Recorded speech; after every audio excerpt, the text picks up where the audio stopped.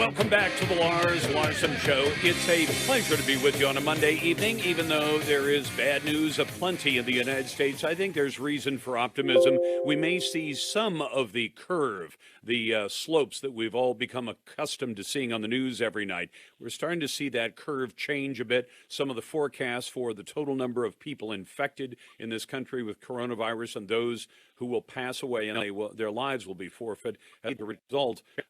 We can pray for every single one of them, including the Prime Minister of Great Britain, Boris Johnson, who's been moved to intensive care, but only as a precaution.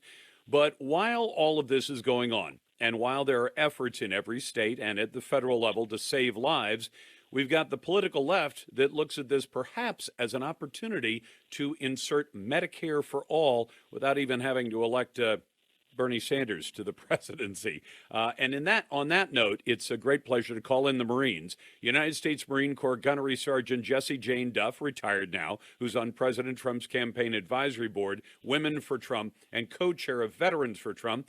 Ms.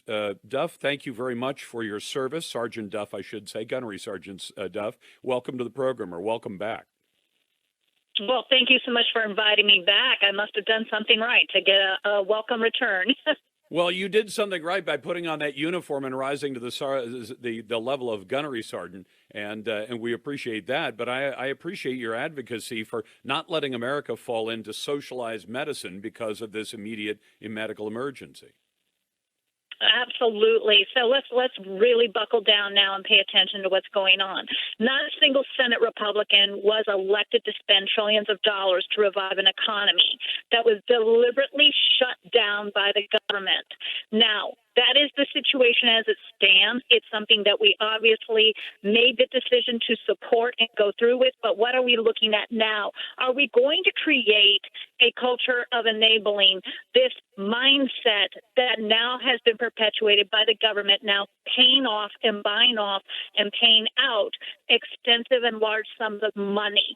We do not want to put anything into place that becomes permanent. The Republicans did push back as hard as they could, maybe not hard enough, but when we looked at unemployment benefits being extended for this long-term benefit versus the resistance that the Democrats provided, that they did not want to pay out these companies to pay their workers. People like Ocasio-Cortez were very vocal about giving these companies all this money and not helping the American worker, which was such ignorance because we were trying to keep them employed versus unemployed. Now let's go on to what we're looking at a healthcare system, that what they're trying to now do is a one-size-fits-all medical billing system. Now, haven't we seen this one before? Oh, yeah. The Obamacare, which required men to care for OBGYN care and women to look at care that only men would need. Look at the poor little sisters of the poor who are required to pay for birth control. Some of these things just don't make sense, and the socialized medicine should be rejected. But when you start dangling these government favors out there with people that are panicking, they become very enticing, and we all must recognize that is not what the freedom of our country was founded upon. No, it wasn't. But let me ask you something. I'm talking to U.S. MC retired Gunnery Sergeant Jessie Jane Duff. What should we have done if you had been writing that 1,400-page bill? I'm not going to defend all of it. There's plenty of it that we've criticized on this show. But I got an email from a young lady who works at a dentist's office, and she said, I don't understand why they're giving relief to the employer I work for because we're still operating. I said, you're probably operating, but let me guess, you're operating at 50% of what you normally operate at. I would guess that a dentist's office might make a profit of 10%. So if you make a profit of 10% and you currently have 50% of your patient load or less, the boss is probably trying to figure out, how do I pay the rent? How do I keep the lights turned on? How do I pay all the other expenses, even for a couple of months until this is over, so I can bring all my employees back? How do we solve that problem? Or is that the government's problem to solve? Should we just say, well, let things go as they may, no help at all? Then we put people on unemployment. Their bills are paid for a couple of months, and then they come back to their work and they say, where'd the office go? And the boss says, well, I went bankrupt. Exactly. As long as businesses have to lay off people in the mindset of those that don't really grasp how the economic survival of this country functions, and they are put on unemployment, that means a company either will go bankrupt, they will not be able to necessarily what you call ramp up immediately. The hiring process within itself is very sometimes difficult to get started again. You now have to bring people back through the process of getting your payrolls running again. Every single bit of this is very dysfunctional. I honestly cannot say what I would have done. That's called Monday morning quarterbacking. All I can say now is what we need to do. We cannot allow our country to stay economically inactive. And the president has made that very clear. Meanwhile, the people on the left are shouting from their rooftops. He's not listening to his medical professionals on his team. Yes, he is. He has a diverse team, not just of medical professionals, but of policymakers, economic strategists, those that know what makes the economy go. You just can't make this a medical directive, because now our country in itself could collapse. When you have people in poverty and you have rapid unemployment, that is not survival either. You have to find a median there where we can have a functioning economy that is medically safe.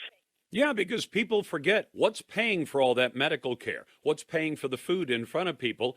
It's the economy operating. When it stops operating, all of that other stuff stops as well. I mean, I'd almost compare it to somebody who's got cancer, and you say, well, we can cure this cancer. How do I do that? Sell your business, sell everything you own, and give us all the money, and we'll cure your cancer. And you say, but then I won't have a way to make a living. And you say, well, that's okay, but your life will be saved. Yes, but my life will be over if I have no way to make a living.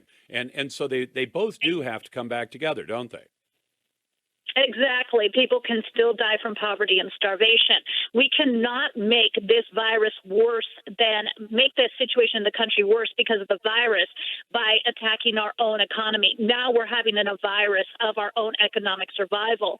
But when you start having this medical billing situation where they're trying to socialize medicine and have a universal billing process, you now again are getting rid of the possibility of people to control their own medical survival, their own medical plans.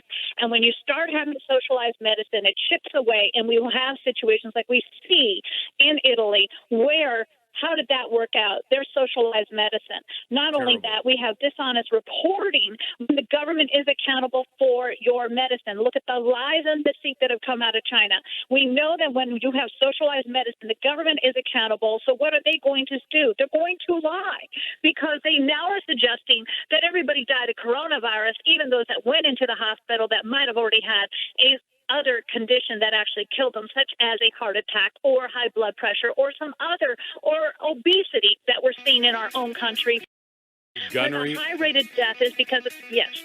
Gunnery Sergeant Duff, I appreciate it. You know I'm up against the clock, and I very much appreciate your service in uniform and your service on President Trump's campaign advisory board. That's Jessie Jane Duff on The Lars Larson Show. The Lars Larson Show.